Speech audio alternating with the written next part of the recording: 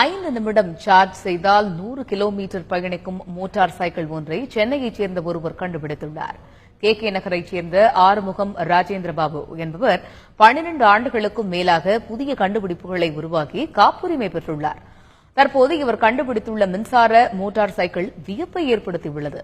5 நிமிடம் charge செய்தாலேயே 100 kilometre தூரத்திற்கும் 100 kilometre வேகத்தில் செல்லும் வகையில் இந்த வாகனம் உருவாகியுள்ளது. விரைவில் ஏசி வசதியுடன் 3 சக்கர வாகனம் கண்டுபிடிக்க உள்ளதாகவும் ஆறுமுகம் ராஜேந்திரபாபு தெரிவித்தார்.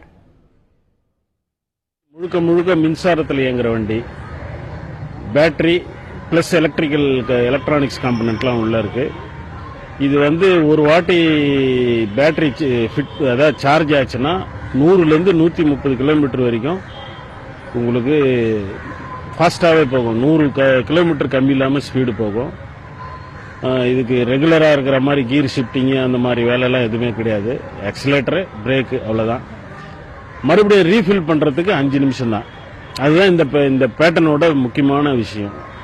மற்ற பேட்டரி வண்டி மாதிரி 8 மணி நேரம் 4 மணி நேரம் அது மாதிரிலாம் காத்திருக்க வேண்டாம். இது ஸ்டாண்ட் பையாகவும் நீங்கள் யூஸ் பண்ண வேண்டாம். இதுக்கு முன்னாடி இருக்கிற பேட்டரி வெஹிக்கல்லாம் ஸ்டாண்ட் பையாக தான் யூஸ் பண்ணுவாங்க. திடீர்னு ஒரு 40-50 கிலோமீட்டர் போகணும்னா அவங்களுக்கு போக முடியாது. இது அப்படி கிடையாது, ரெகுலர் யூஸ். இப்போ எப்படி நீங்கள் மற்ற 2 வீலர்ஸ் யூஸ் பண்ணுறீங்களோ அந்த மாதிரி